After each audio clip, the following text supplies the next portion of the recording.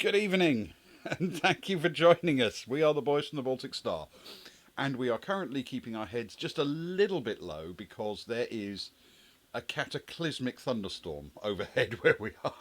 So if you hear thunder and things like that, that's the reason. It isn't what I had for lunch, which was a particularly lovely pad thai.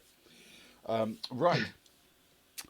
So I'm Ben, and tonight with me we have Ewan, because Luke can't join us this evening, so we aren't doing Traveller, we are instead doing a fighting fantasy gamebook.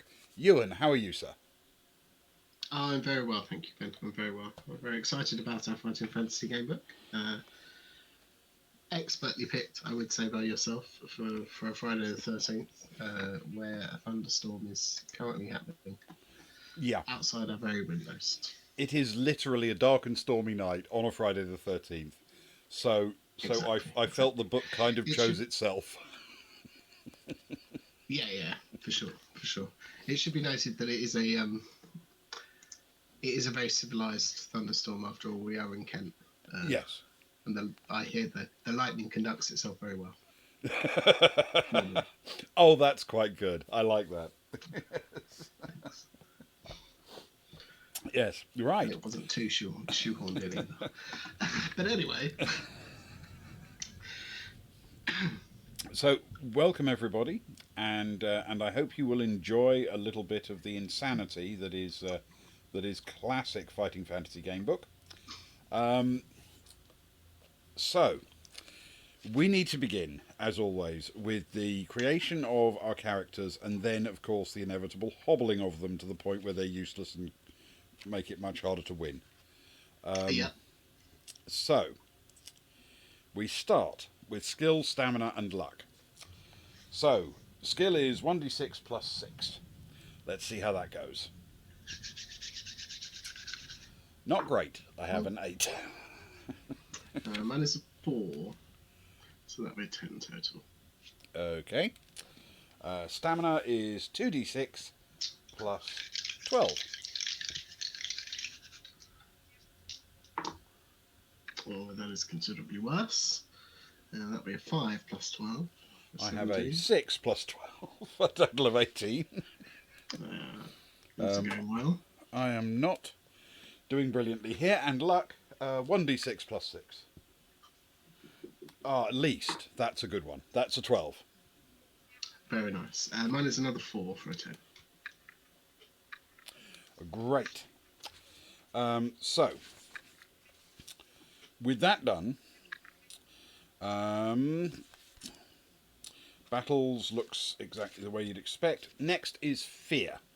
We have to roll for our fear. Now, this one works a little bit differently, but let's start with the obvious thing. You roll 1d6 and add 6. I have rolled a total of 7. That is not encouraging. I rolled the opposite, I'm afraid, Ben. I've done quite well tonight. So that's a 12, assuming that higher number is good. It is. Now, that is not actually your starting fear. That is your maximum fear. You start with 0. Okay. And then if your fear reaches your maximum, Yeah. you die horribly, horribly, horribly. Let me just check to find out. Yeah, if the fear reaches the maximum, so if it's equal to that number, Okay. in my case 7, that could be really bad because I have a horrible feeling that they hand them out in like 2s and 3s. It sounds like a fear-heavy title. I will admit. Okay, so here we go. We first need to reduce our starting skill by 3. And that's because we don't get any weapons to begin with. Wow. Yep. So my skill is now 5. Then additionally, I have to take 4 points away from my stamina and my luck. Every As do every you. time I hope that you'll forget. You sure you're not going to take it all off of your skill?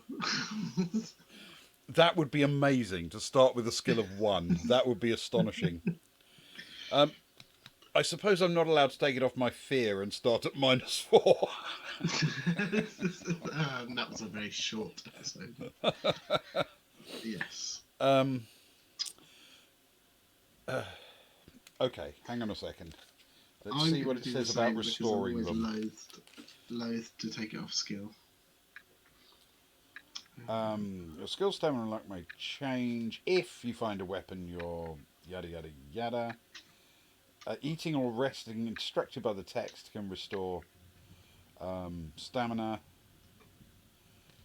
but you don't get any provisions or anything. Uh, yeah, Um, it doesn't sound like a very potion type, but no, provisions. I'm I afraid guess we not. could have got. Which means Okay. I can't rely on being able to top up my stamina, but I've still got to. I'm going to take 3 off stamina and 1 off luck. I'm gonna do 2 of each, I believe. Okay, so my actual starting stats are 5 skill, 15 stamina, 11 luck, and I am 7 points away from being frightened to death.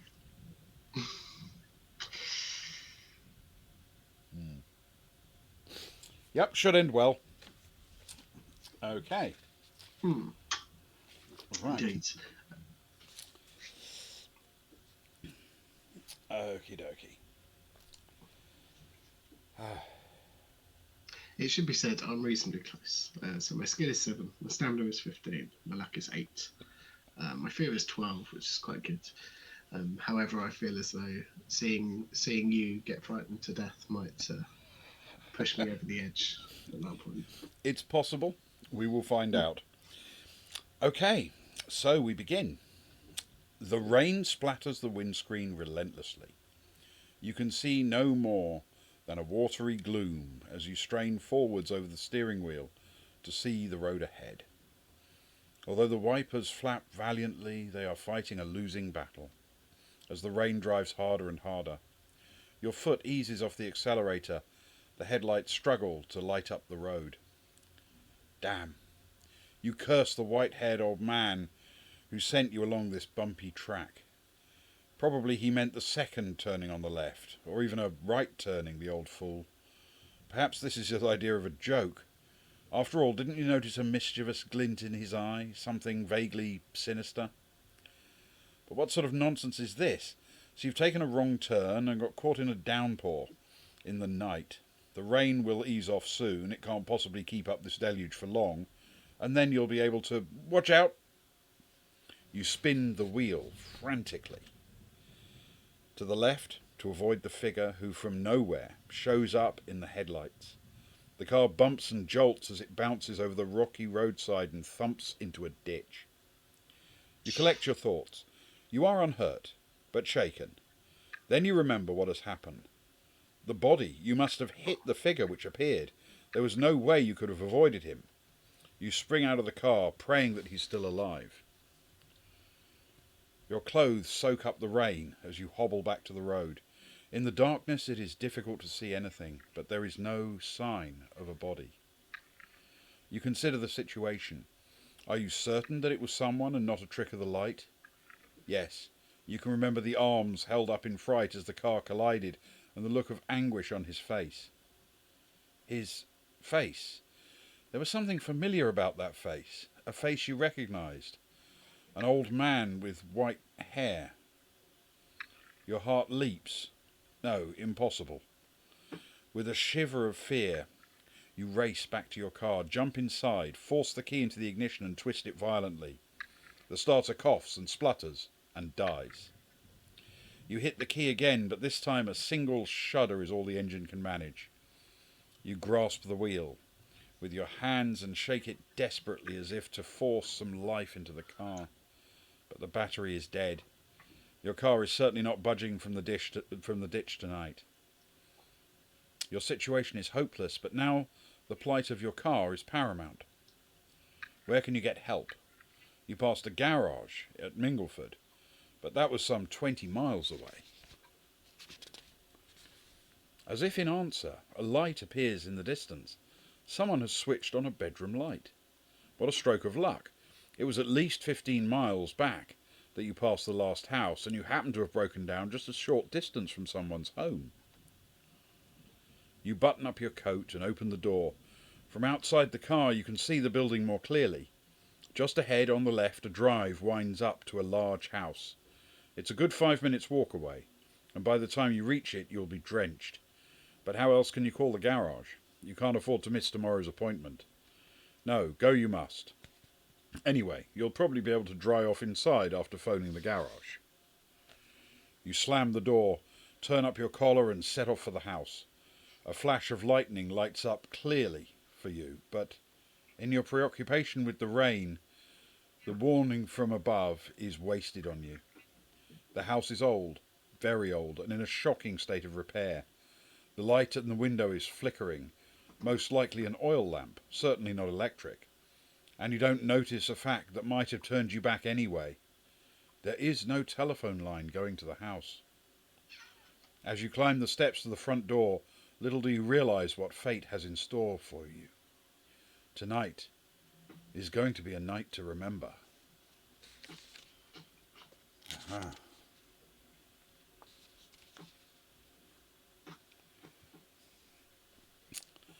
You climb the creaking steps up to the front door and pause to catch your breath. Even though you ran all the way up the drive from the car, you're soaked through. Your feet are particularly wet, judging by the number of puddles you stepped into in the dark. The drive needs a small fortune spending on repairs, but under the porch you're out of the storm, and you brush the rain from your clothes before turning towards the door. The rain is still pelting down, but an eerie silence hangs in the air.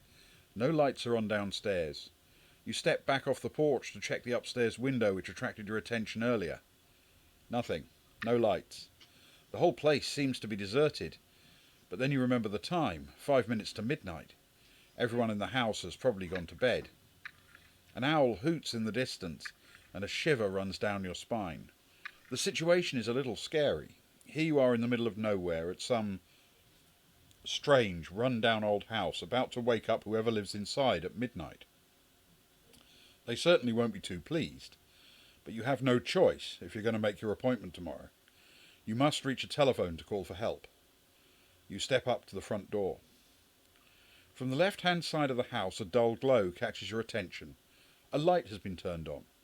You breathe a sigh of relief. At least someone is awake. You consider your options. There is an elaborate knocker in the middle of the door and a bell pull hanging down to the right. Will you rap the door with the knocker, pull the cord, or creep round the house to investigate the light?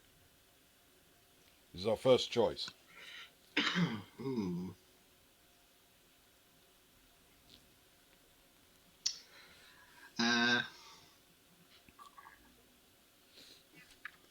It's a good question.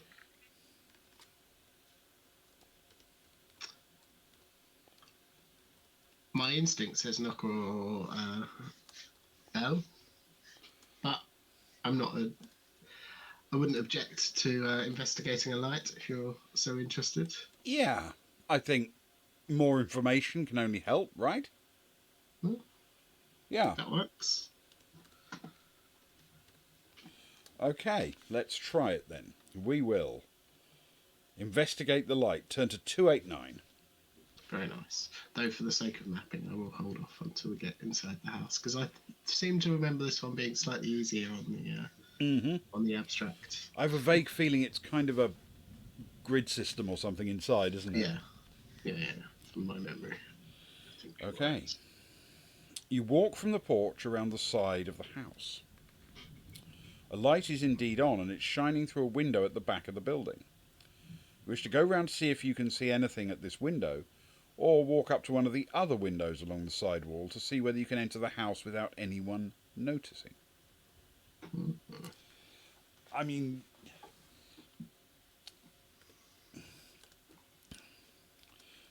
I guess the obvious thing to do is to peer in through the window because there might be life in there, right? Yeah. Um, and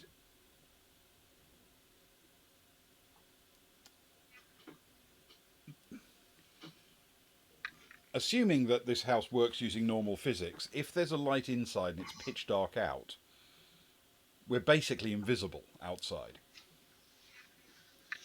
Whereas if Yeah, we're more or peering less. into a dark room and there is someone in there, they might see us at the window.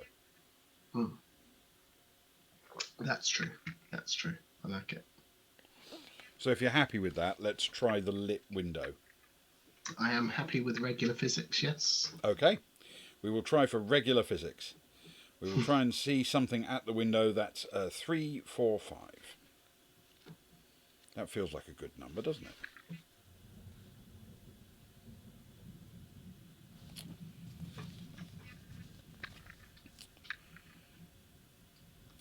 The lit window is next to a back door which leads into a kitchen. Voices are coming from the kitchen, but you can't see anyone. Whoever is in there must be standing by the back wall out of sight. You strain to hear what's being said. There appear to be 2 people in the kitchen and they're talking excitedly. Master is getting ready. I'm starting to get excited. I've never been to one before. Do you really think we may be visited? Another man's voice, rather more controlled, replies, You know, I'm having doubts about this whole affair. She's so young, and she came here in all innocence. I just don't know. The 2 men walk around the kitchen and you can see them more clearly. They're both dressed in white gowns. One is a good deal younger than the other. Do you wish to knock on the door to see whether they'll let you in, or will you wait and listen for a little longer? I'm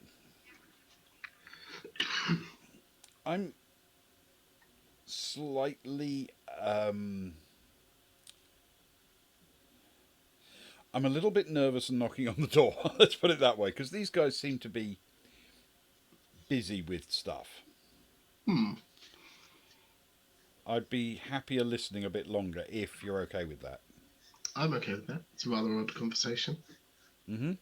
Okay. Information is important, as you've pointed out. Then we will try Never to a bad listen thing. just a little bit longer, and we will turn to 68. This could be a terrible and possibly destructive choice, but we'll try. No, it'll be fine. Also, I've just turned to this paragraph now, so we're kind of stuck with it, but it's just occurred to me that at any moment the lightning could flash. That's true. That is very Which, true. Both in real life and in the game. yes, yeah, definitely. Okay. The younger man turns to the older one and angrily says, The Master's teachings are not for the faint-hearted. You know his power and his promises to us all. Perhaps you're no longer strong enough to stay with us. The older man turns away towards the window. He's hiding the look on his face, which is one of nervousness and fear. He realizes that he said the wrong thing. No, he stammers. I'll be all right. Just a momentary weakness. Come, let us get on with the preparations. Together the 2 men leave the kitchen, blowing out the candles on the way. You wonder what they were talking about. Now you must choose your next move. Will you try the kitchen door to see whether you can sneak inside, or go back round to the front and knock on the door?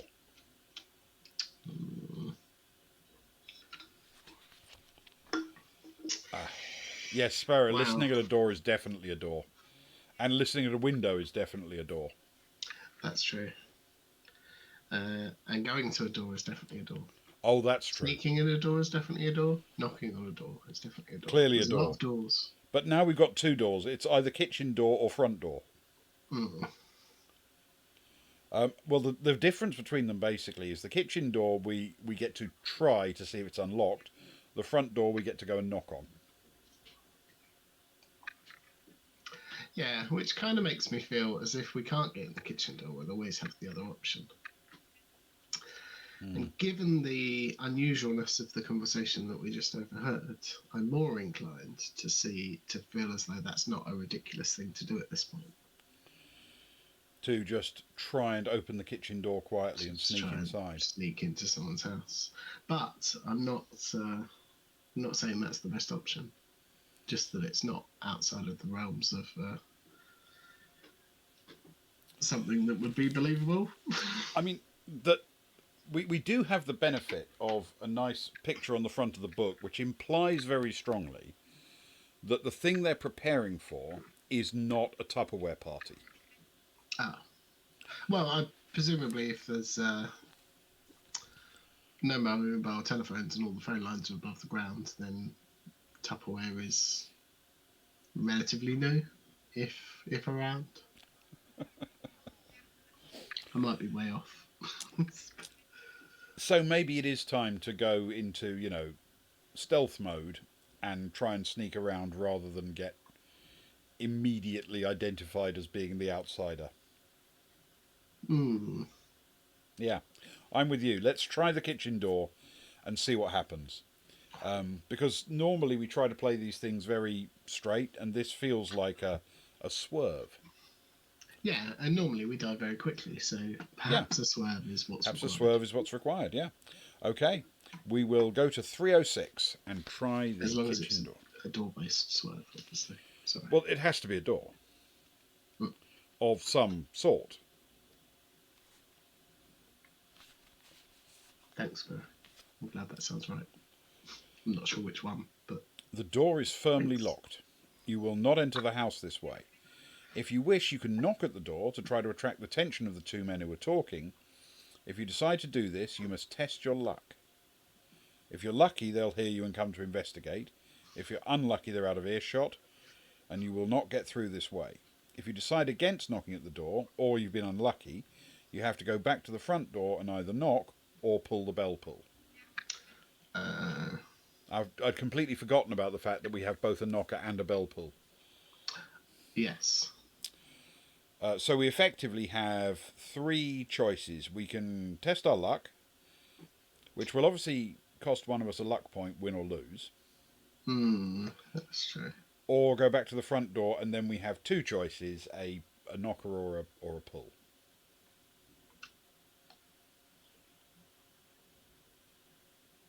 I mean, I'm tempted to say if we can't sneak inside stealthily, it's better to knock on the door and go in brazenly, lulling them into the false sense of security that we don't know they're up to something.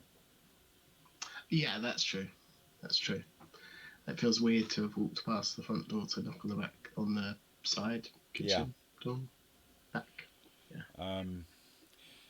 Okay, so if you're happy to do that, we now need to decide knock or bell pull. I think you said you like the idea of the bell pull. I did, but now I'm sort of thinking that the knocker is more of a door option because the knocker is actually attached to the door or the door frame, I assume, whereas the bell pull is attached to a bell, and maybe that's a bell option rather than a door option. Okay, okay, I like your logic. So if you're happy with that, because I have no strong feelings about it either way. No, me neither. I'm just trying to cling to some reasoning in case it's the wrong decision. Um, yeah, let's go back and knock on the door.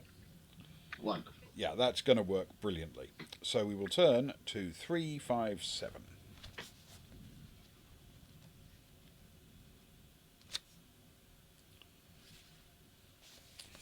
A few moments later, the door handle turns slowly and the door opens. Standing in the doorway is a tall man dressed in a dark suit with tails. His long face is solemn. Yes? He asks, indignantly. You smile nervously and explain your situation. Your car has broken down, you need to reach a telephone, and you are soaked to the skin. The man's face remains expressionless. Come in, he orders. The master is expecting you. Follow me. He leads you into a reception hall and tells you to sit down while he informs his master of your arrival. Turn to 8. Okay, we get no choices here, it's turn to 8. You sit down in a solid carved chair and look around. The reception hall is certainly not what you would have expected from the outside. It is elegantly decorated with rich tapestries and fine oak panels. A number of portraits line the walls. A sturdy 16th century table is set against one wall. Will you wait for your host to arrive, study the paintings, or hunt for a telephone? Well, we were given the clue that there's no telephone wire, so I'm thinking telephone is probably a bit of a fool's errand. Yeah, quite possibly. I mean, the Which would thing leave I'm us. definitely tempted to say is if we are waiting for our host, we can wait while studying the paintings, right? I mean, that wouldn't be a weird thing for a house guest to do. No, to start looking at paintings would be quite reasonable, I think. I mean, if somebody comes back and finds that we're rifling through the drawers, then that's a different matter. But if it's studying a painting, then that's more. It's explicable, you know. We can actually defend that choice. Yeah. We're still waiting where we were supposed to be. Exactly. Let's try that. We will study the paintings and see what happens. Turn to 304.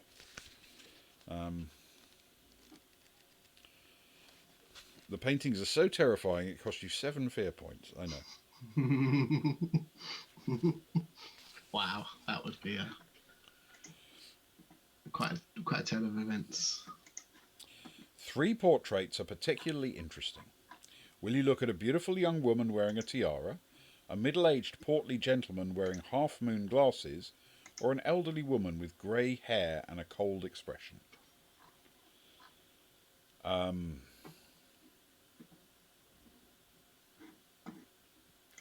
I don't really have any information to choose. No.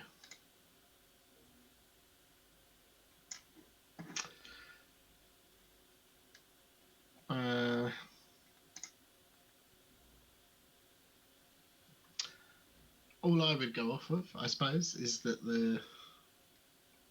I don't know. It depends what time of what era we are in, I suppose. But one would assume that the master of the house is a male, and perhaps that the picture is of them. Maybe. Okay, that's probably worth a shot. So we look at the Given, portly gentleman in case he turns out to be a useful clue to the master. yeah, maybe we might get a name. Let's give it a shot. A middle-aged portly gentleman wearing half-moon glasses. Turn to 37.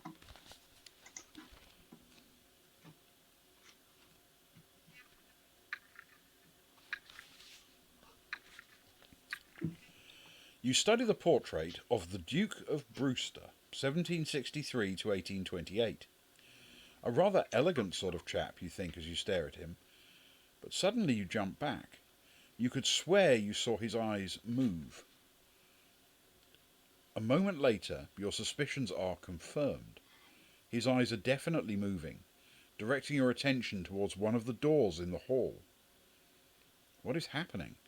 Your car breaks down and suddenly you're in an elegantly decorated derelict house with moving portraits. Do we sit back in the chair and wait for our host, or try the handle on the door that the portrait is looking at? Or, you may, if you wish, take a look at another painting. I mean, in general, if a painting gives me instructions, I try to follow them. Yeah, I think last time that happened to me, I followed through. It's sort of, words to live by, so to speak, because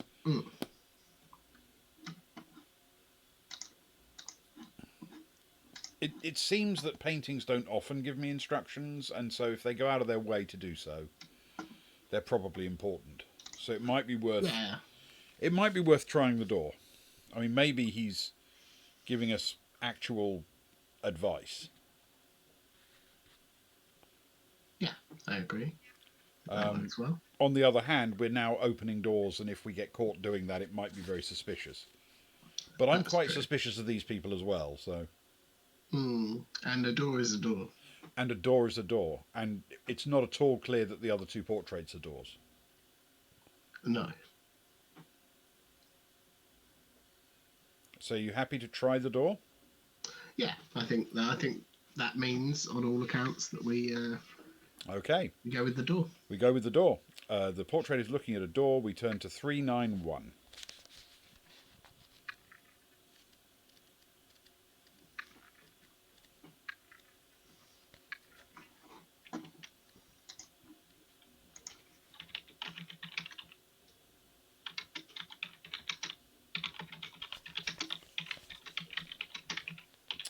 You race across to the door and twist the handle.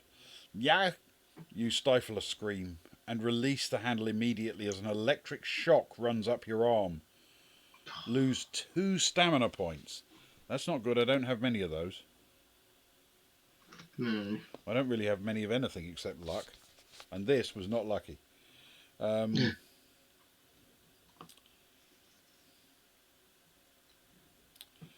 Lose 2 stamina points and turn to 277. It's the last time I trust a painting. I wonder if we said that the last time we played this book. Quite possibly. Footsteps. Someone is coming. The tall man you met earlier walks in, opening the door for another tall man dressed in a purple smoking jacket. May I present Lord Kelnor, the Earl of Druma? The butler resonates. The Earl holds out his hand and you shake it. His grip is strong and his eyes pierce yours. His lips widen in a soft smile. You begin to tell him of your predicament, but he holds up his hand. Please, I can see that you've been caught in this filthy storm. Let us sit by the fire, and we will see whether we can help. Franklins, tell the cook to prepare some food for our visitor. You protest that you don't wish to be any trouble, but your host ignores you and leads you to a drawing room where a fire is burning. You take off your coat and sit down. The heat of the fire makes you feel comfortable once more. Franklin's returns with 2 glasses of brandy. Will you relax, drink the brandy and ask if you can use the telephone? Or will you wait to see what he asks you? I'm in a quandary here because I don't think either of those are a door. No, it would appear as though they are definitely not. Do we know where excuse me, to which room did we go into? It just said to a drawing room. Okay, and we don't know where that is. We don't know where that is. Well, so we may have to sort of make it up. Ignore the hall maybe and just start the map from the drawing room if when we leave here we get any directions. We'll probably have to wait until we get at least some sense of direction. Yeah, I'll make it up on the fly. Okay, that's a very wise choice. If we need to. So what I'm thinking is this: we can relax and drink the brandy, and ask if we can use the telephone. Yeah. Or wait to see what he asks you. I feel that asking him if we can use the telephone at least gives us a chance to discover if he's going to lie to us. Oh, I like it. I like it. Because if he says, of course you can use the telephone, and we know he doesn't have one, then we can be appropriately suspicious of him. On the other hand, doing that means we drink the brandy. Mind you, he may have an excellent taste in brandy.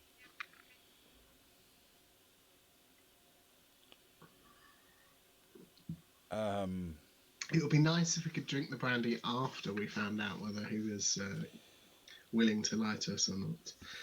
But alas, they appear to have written that tidily into not an option for us. Sadly so. So, I mean, the other option, if we wait to find out what he asks us, that might give us some information, but I don't know that he's going to ask us anything that we know the answer to, because he seems to be aware that we were coming or something.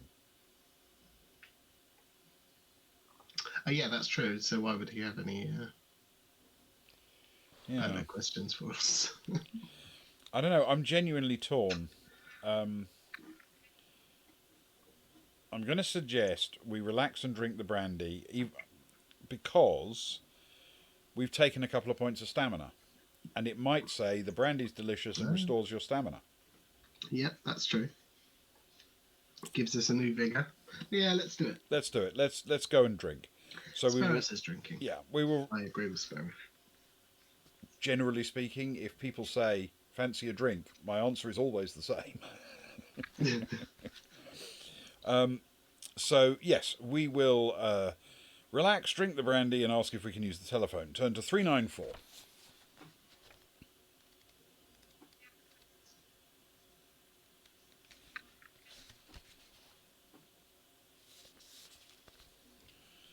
The fire and the brandy warm you and you begin to feel more relaxed. You may deduct one fear point if you have any. We do not. You explain to the Earl what happened on the road and you'd like to use his telephone to call the local garage. I'm afraid our telephone line came down in the storm tonight, he replies. We will have it repaired tomorrow morning. In any case, the garage would not come out here at this hour. But don't worry, you're perfectly welcome to spend the night here. I'm glad of the company. Tomorrow, Franklin's will take you into town. Ah, here is Franklin's now. The butler comes back in to announce that a meal is ready. You both rise to go into the dining room. Turn to 309. Well, this is actually going brilliantly. Our host is delightful, and he's got good brandy, and there's food, and it looks wonderful. Yeah, and there's a reason that the telephone line was not going to the house, because it's down. It's down in the storm. So, yeah, I mean, I think this guy may be the best person we've ever met in one of these books. well, it's, it's a list, that's for sure. And you might be right. Mind you, I did like that dwarf we met in the Blood Island games, or whatever they were. Yes. What was his name? I can't remember now. Anyway, he was charming. He was. The dining room looks magnificent. A long table stretches between two fine chairs and is laid with gleaming silvery cutlery. A rich red wallpaper covers the walls and the room is lit by a sparkling chandelier, bristling with candles, which hangs from the ceiling. You take your seat and the butler moves behind you to offer you wine. Okay, white wine or red wine? I don't even know where the dining room is. I'm just going to make it up. The door in. I've got to say, on a cold night where it's raining outside and what have you, my natural inclination would be to go for red. But to be fair, they haven't told us what we're pairing it with. I know, that's true. I mean, my inclination is to always go for red, to be fair. But Well then, instead of this being random characters in the rain, it's us. So let's go for red. Sure. 3-9. Well, we don't have any other reason to pick, do we? No, it makes me more nervous about us dying. Yeah, so 395. Inevitably.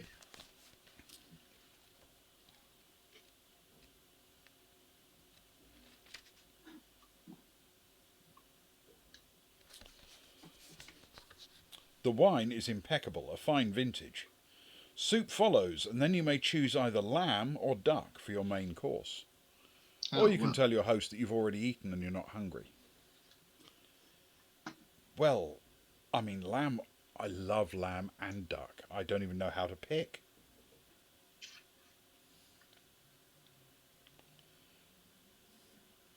They're both so delicious. Well, you'd like to think that as there's two of us, we could get one of each and split it. Yes. But seeing as how that wasn't really considered, I guess, when writing the book, that more than one person. I mean, the thing about it is, not only is it lamb and duck, both of which are lovely, but also they're both so good, cold or with salad or something, if it's been hurriedly assembled late at night as a sort of scratch meal. A few slices of roast lamb or a little, duck plate of some kind. It's just tremendous. That does. I mean, it does beg the question how they managed to hurry it up quite so quickly. But as you already pointed out, that he did know we were coming, so. Yes, he did. It was prepared in advance. Which is now really handy because we have lamb or duck. Yeah. So, silver linings and all that. Sparrow seems to be favouring duck, and I should point out, Sparrow is a very unusual person given the Americanness, because Americans apparently don't eat a lot of lamb. But But yes, I like both of them. I'm happy with either. Do you have any preference? No, I'd say that Sparrow says duck. Let's go with duck. Okay, They've let's go with never duck. steered us wrong, have they?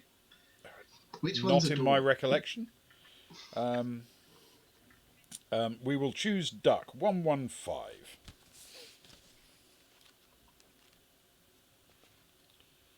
And to be fair, it also has a certain resonance to it in the sense that if you were playing these games for real, you would almost certainly duck quite a lot. Mm. Yeah. I suppose that's the link to doors, isn't it? Is that if you're particularly tall, you need to duck to go through a door. Nobody lambs going through a door that I'm aware of. Your mouth waters as a roast duck is laid before you. The Earl is having the same, and you both chat as you eat. He wants to know how you came to be driving along this road in the middle of the night, and you tell him about the old man's directions. You ask him about himself and his family. Turn to 28. This is going tremendously.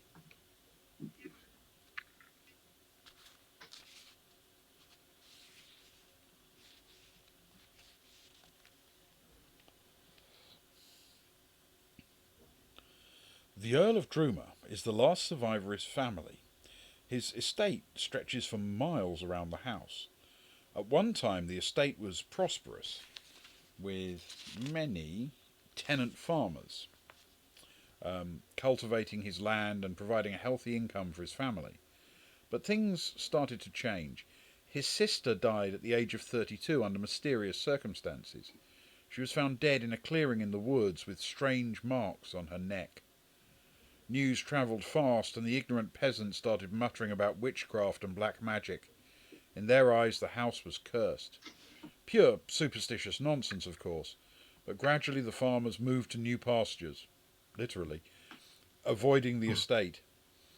By now you've finished your meal. Franklin's returns to offer you fruit, cheese, coffee, and brandy. Okay, this seems like an incredibly impactful decision, and the options we have are: we can take fruit, coffee, and brandy, cheese, coffee, and brandy, or just cheese and coffee. So we've got to have coffee no matter what. We can't turn that down. Yeah. We can have with it fruit and brandy, cheese and brandy, or just cheese. Well,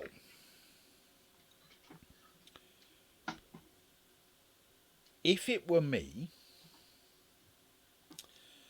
after a roast meal, I would probably have cheese rather than fruit as my sort of final taste, because it's a heavier sort of meal, you know. Mm. I'm with you, and I would definitely be with you for lamb. I'm not sure how I feel about duck and cheese as a True. pairing. I'll be honest, Yeah. but it depends on the cheese, I suppose, which we don't have the No. information on. I mean, if this is Blue Vinny or something, then I'm definitely on board. Yeah, But it could be a fairly mediocre cheddar, in which case, yeah, fruit is nice. I'm definitely not going to turn down brandy if it's offered. I can narrow that one out because it's brandy. mm, yeah, and we have to take the coffee, so it comes down to cheese. Cheese or fruit, Oh, basically. cheese or fruit. Yeah, I'm happy Yes, either we way. definitely don't want the brandy. Yeah. Let's be honest. Um, Let's go cheese. cheese, okay. We'll try the Yeah. cheese. That's 74. That was a good year for cheese. You finish off your meal. The Earl rises to his feet, saying, "Our conversation has been most enjoyable, but now you must be very tired. Franklin's will show you to your room. Let us retire." You stand up. He's right, you are tired, and it's well past midnight. You stumble and reach out to steady yourself against the table. You didn't realise you were that tired.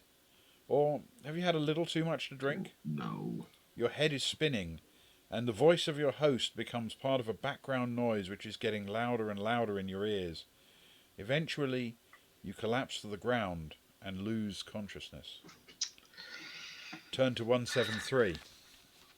That'll be the coffee, I assume. Yeah, I mean, coffee's never been my friend late at night. You open your eyes, your head is spinning, and it's some time before you're fully aware of the fact that your hands and feet are bound. The room you're in is empty, but you work out a plan. You will hop over to the window, break the glass, and use it to cut yourself free. That is a plan. I mean, it's a terrible plan, but it is a plan.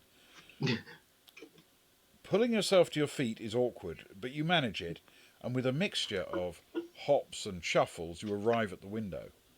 Outside, the wind is blowing the rain against the window panes. Will you go ahead and smash the window with your hands? Something of a risky business. Or will you instead test your luck? If you don't wish to use your luck now, turn to 360. If you do want to test it, 136. I'm tempted to say this is a good opportunity to test luck. It does feel like a good time to be lucky. And I do, in my terrible stats, I do at least have one that's reasonable. I'm left with luck 11.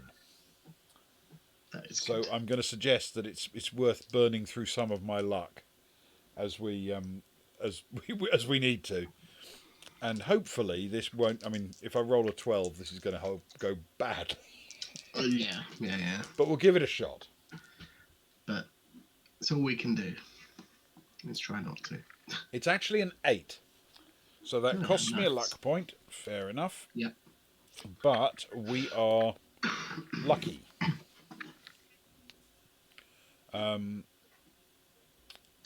So test luck, turn to 136.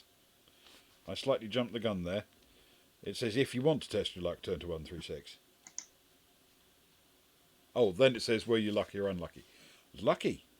You managed to escape the splintering glass without harm. If you were unlucky, the glass cut your wrist, lose 2 stamina points. Turn now to 317. I like how it tells you in this one what would have gone wrong if you'd have failed. Sort of adds to the tension and the horror. I like it.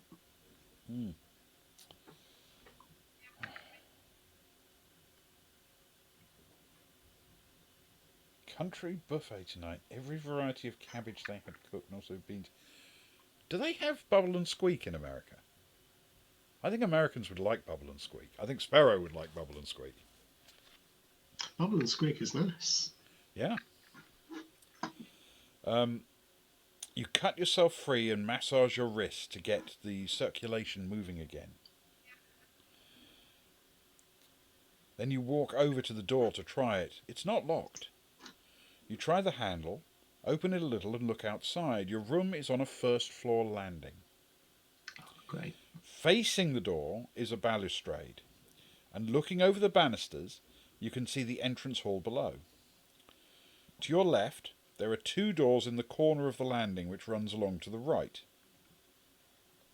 To your left... Oh, okay, I see. So, to your left, there are 2 doors in the corner of the landing, which then runs along to the right. If you wish to go this way, turn to 287. Looking to your right, the landing runs past another door and then turns to the left. So basically, we can either go left or right. Left is 2 doors, right is 1 door. Right. Well, let's draw a room.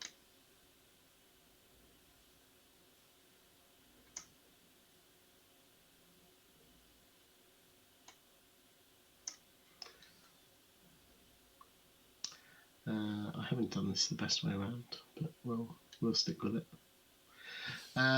Any thoughts, Ben, while I'm trying to figure out where we are? I don't easily have a call beyond saying that is more doors better because there are more doors? Which is what Snailhead just said. More doors is more doors, right? I mean, if 1 door is good, 2 is even better. 2 doors, yeah. 1 door good, two doors better. That's my thinking. But, I mean, the one door may actually be the one door. Maybe the perfect door. That's true.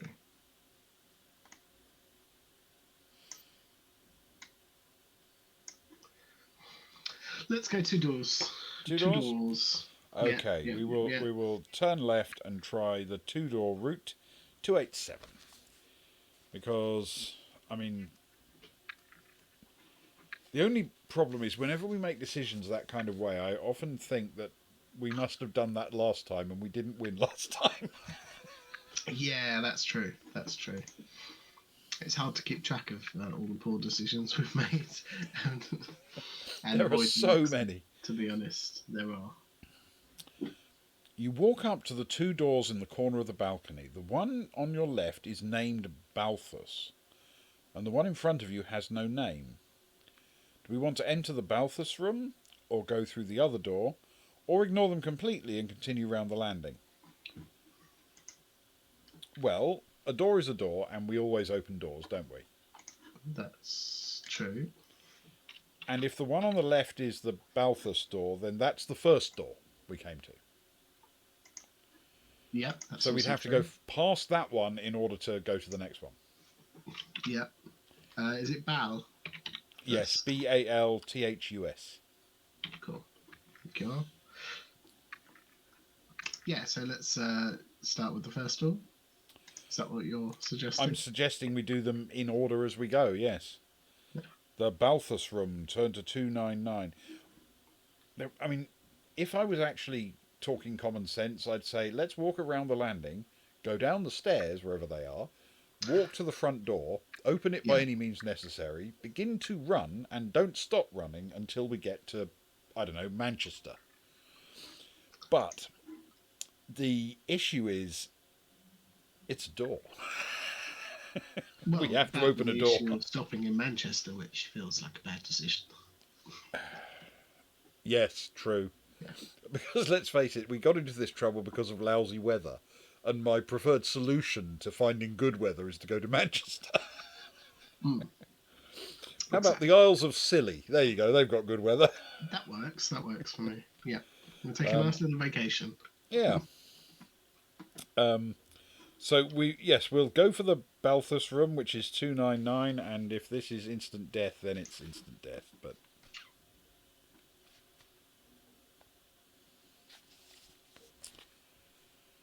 the room you've entered is bare.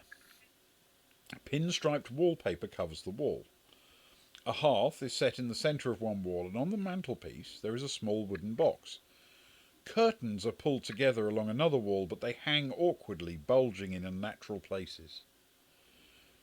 Do we want to investigate the bulging curtains, open the box, or leave the room? Well, that doesn't feel weird at all, to be honest. I mean, I don't know if a box is always a door, but I'm pretty sure curtains are a door. Yeah. Or You at can least they certainly hang could curtains conceal in a door. doorways. Yeah, I like it. Shall we investigate? Investigate the bulging curtains. Yes, 249. Nothing can possibly go wrong with this. No. It's a good number. It's a good choice.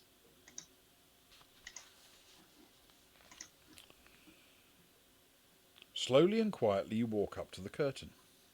There is no movement from it. You grab the left-hand curtain and fling it open. There's a full-length window behind, which is barred on the outside, but nothing is hiding there. You take hold of the other curtain, but before you can move it, the bulges you noticed come to life. Turn to 236. Living bulges? That doesn't seem fair.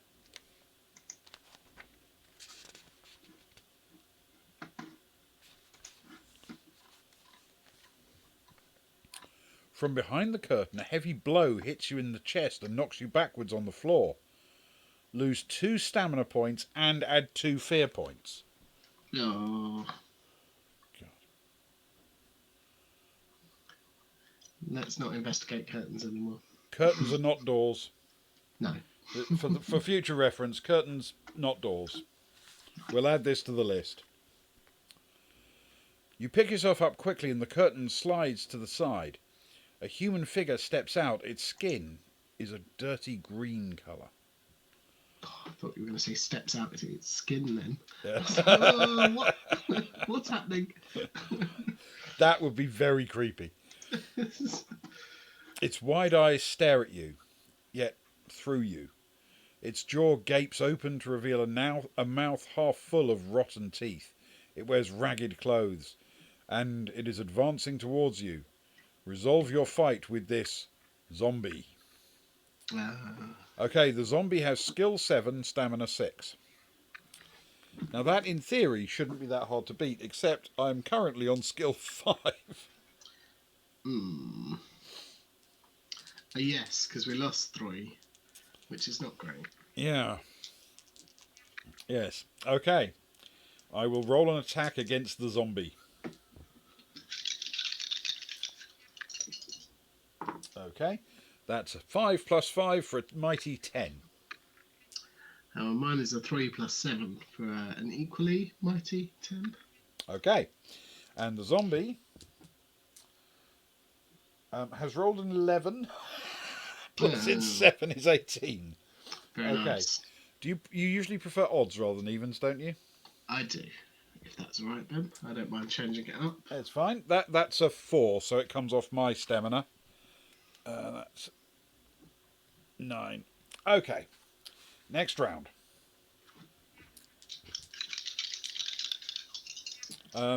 It's getting worse. I'm now on 9.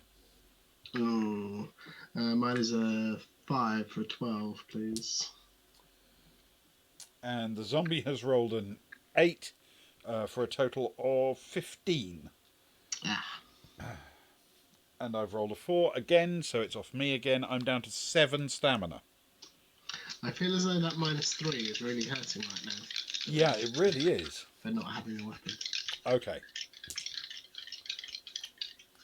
Now that's better. I've rolled an 11 for a total of 16. Oh, that is good.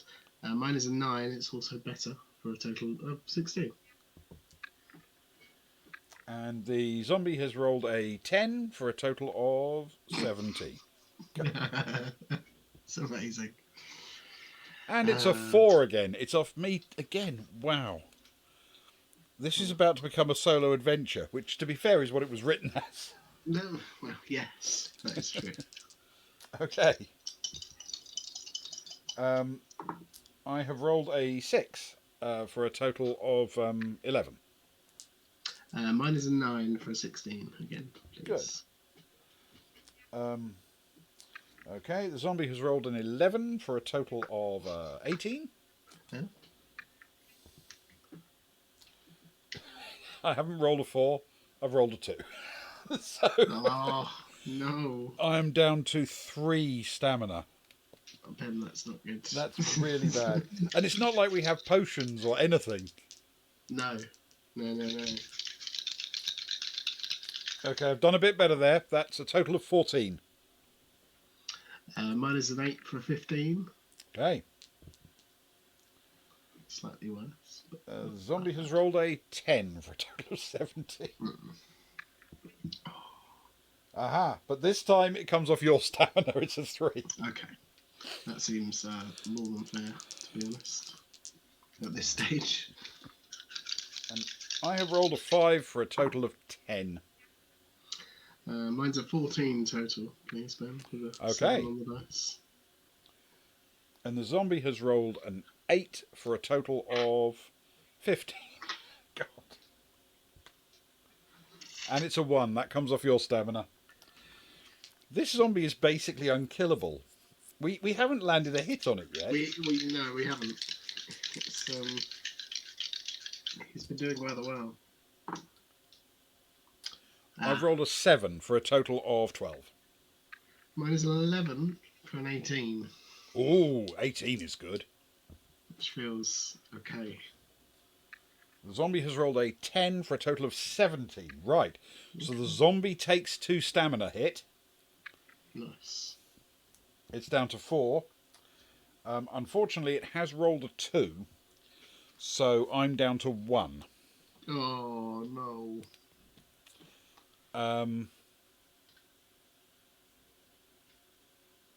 Okay. Yeah. All right. Next round. Next round.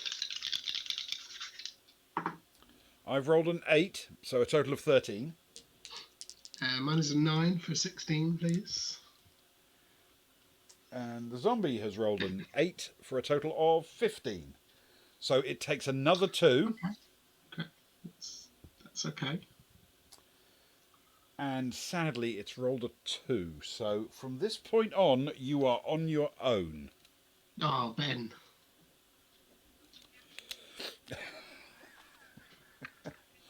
Wow. And it's down to 2 health. Woe. Woe is me. I've lost my one companion in Oh. this nightmare of a situation. That's a 4 on the dice. The zombie has also rolled a 4. So that's a Yeah. total of 11. Sorry, mine is an 11 as well. I should Okay. actually say my total. So no actual impact. Useful. Okay, that's a 9 for the zombie. So a Mine is total not, of 16. Mine is way less than that. Mine is a 5 for a 12, please. Mhm. So that's. I don't even need to wait for you to roll again. No, I'm afraid that one's on you. Oh, oh. How's your stamina doing? I'm on 5, so We are just. it's questionable. To be fair, the zombie's on 2. It could easily end any second. It could, though probably not with a roll like that. That's an 11 for the zombie for a total of 18. Yeah, definitely not with a roll of 6 for a total of a 13. Okay. That'll be me down to 3. Mm-hmm. Change up those dice. That's a 7. And that is mine is also 7. Oh, so no. Because you're on the same skill at the moment. Yeah. So that's okay.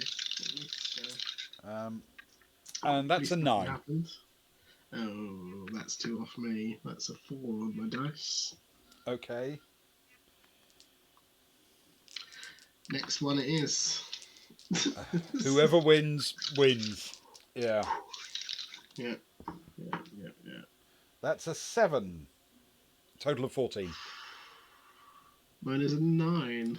Oh, well done. The zombie is beaten. You realise, even though there were 2 of us, we very nearly got stepped on by a creature with skill 7, stamina 6. Yes. And you know that, like, powerful creatures tend to have sort of skill 11. Yeah. Yeah. Anyway, there has been success. 114. That was terrible. Yeah, a curtain lump. So we almost were both killed by a pair of curtains. Yeah. A lumpy curtain. That's what did for us. Lumpy curtain. So, do you wish to leave the room or investigate the box on the mantelpiece? See, now I've got 1 stamina. A box could very easily kill me. However, having faced a zombie and feeling very triumphant, let's investigate the box, please. Okay. Investigate the box. I mean, it might have a healing potion in it. That's the dream. Or a revive your dead friend potion. Ooh, that would be good. Turn to 40.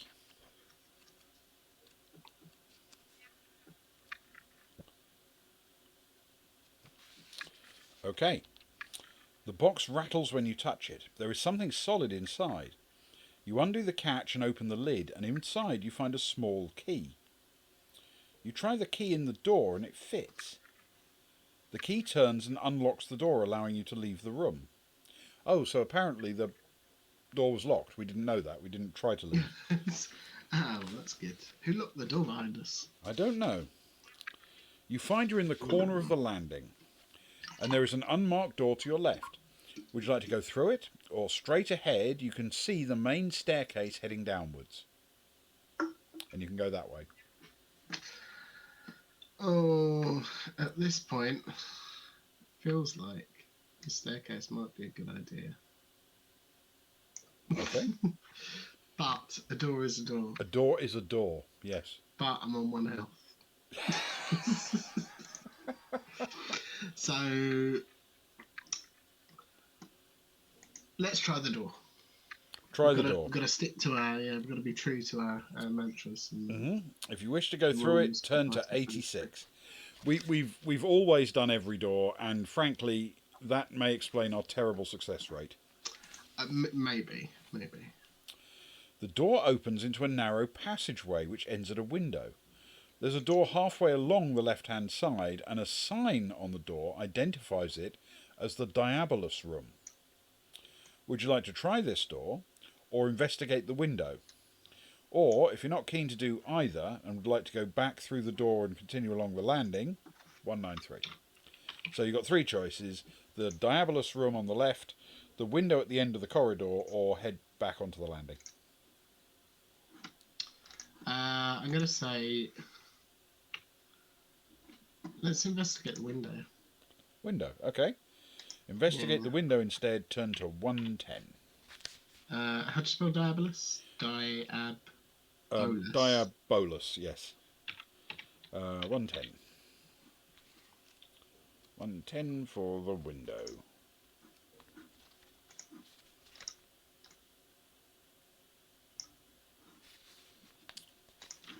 Curtains are drawn across the window and you approach cautiously.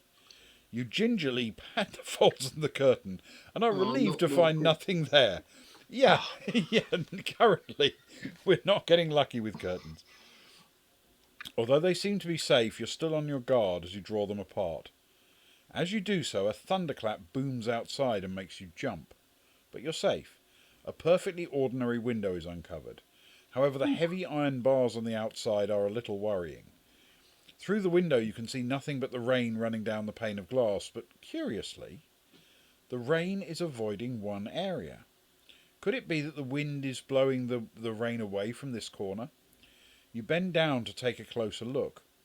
Written in the condensation which has formed on the glass is a message. You read 3 words: Mordana in Abaddon. You repeat this message to yourself and then rub it off the window in case anyone else should see it. The message may be useful to you. If later in the adventure you want to use the message, turn to reference 88. Do not turn there now. But you can turn to reference 88 if you want Mordana in Abaddon. Okay? Abaddon. Yeah. Cool. Okay. Okay.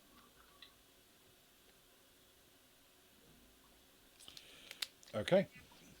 So, now you must head back to the landing and turn left. Turn to 193.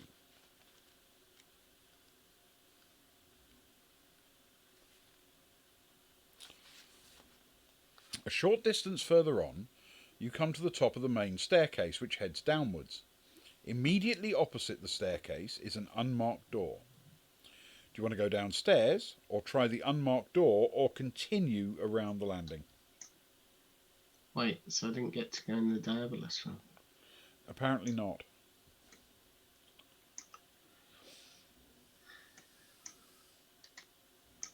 Oh, wow.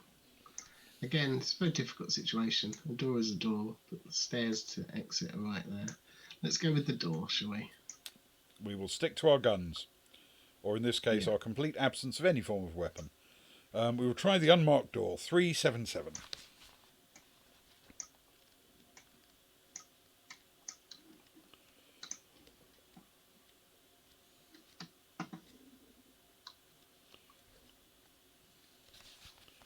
I think you're doing remarkably well for 1 stamina. So far. You step into a small storeroom and close the door behind you. There are shelves on the left and right walls on which various household objects are stored. In front of you, in the wall facing the door, is another door. What do you want to do? Would you like to search through the things on the shelves, try the door opposite, or return to the landing?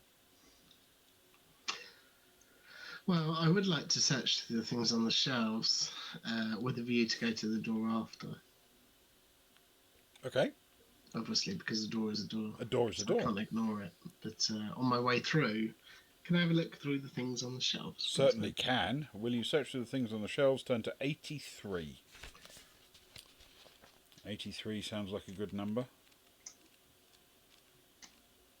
My head's currently filled with the car numbers of the cars for Le Mans. Ah, it's not long now, is it? Mm.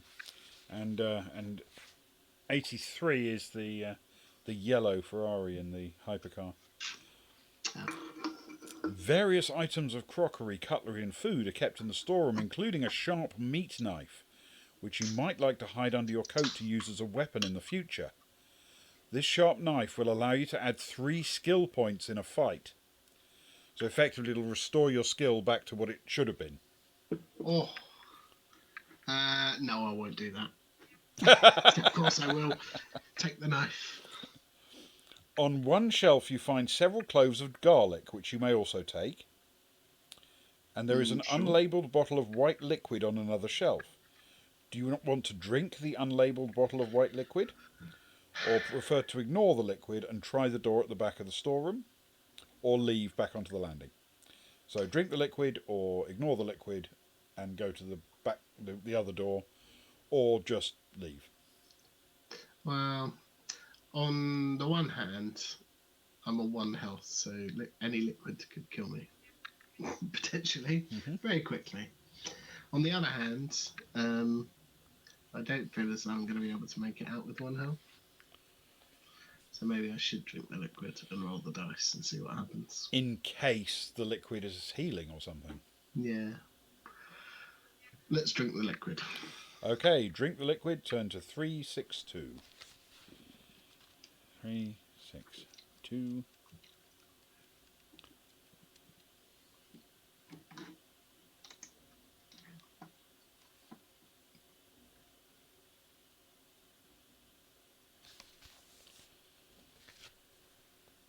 You taste the liquid. It's white wine. You drink some more and it warms you. You start to feel a little lightheaded and dizzy, and then suddenly you feel a stab of pain in your stomach and you double over. But there is no relief from this pain because you've drunk a bottle of poisoned wine. In a few moments you will lose consciousness, and in 5 minutes you will be dead. You will never make tomorrow's appointment after all. Oh. It didn't even say it's a poisoned wine, it costs you 2 stamina, which would have also killed you, but it was just done. Oh, I'm sorry. Oh, that's okay. I'd rather drink a bottle of poison wine on 1 stamina than on my original.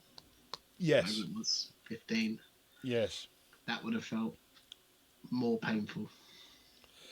It really would. So, well, Fortune did not favour me, Sparrow. Fortune did it was not. Perhaps too bold. I mean, I should say that I'm not sure at all that that's the worst we've ever done. I mean, we didn't die of cowardice. Mm. We actually got killed by, well, some unlucky dice rolls, which could have happened to anybody. And, frankly, a very angry curtain. Yeah, quite a dangerous curtain, so it turned out. Yeah. I mean, that curtain was, as they say, curtains. It was. It certainly was. So yes, I feel we gave a fairly poor accounting of ourselves, but I don't think that was entirely our fault. No, yeah, I think the dice rolls didn't help. Certainly, the beginning dice rolls didn't necessarily help. The going down 3 skill because we didn't have a weapon off the bat was quite painful. And realistically, I mean, if you think about it, that zombie only had 6 health. If we'd just got a little bit luckier in that fight, three hits could have happened quite early. Yeah, and it just didn't fall for us. But yeah, anyway, it's quite a fun book. It's quite an interesting one, and I'm glad we did it on Friday the 13th in the middle of a dark and stormy night. I think there is a there is a sense of reality impinging upon life that way. I like that. Well, first of all, thank you very much. I hope you had fun playing tonight, Ewan. It was a joy as always, Ben. Thank you, Good. especially on a dark and stormy night. And many thanks to everybody who turned up to watch a little bit of it or who caught it Ooh, on demand later. Either way, I hope you have a lovely remainder of Friday the 13th if you're in previous time zones, and enjoy your Saturday if you're not. And the plan is for Ewan to be around tomorrow, probably with Luke. That's right, isn't it? yeah, potentially, Okay. hopefully, fingers will be crossed. I will not be around tomorrow night, but I'm sure other things will happen, and then hopefully next Friday we'll be resuming Traveller. So until then, or until tomorrow night with Ewan and likely Luke, thank you very much, and wish you a very happy and warm good night. Good night.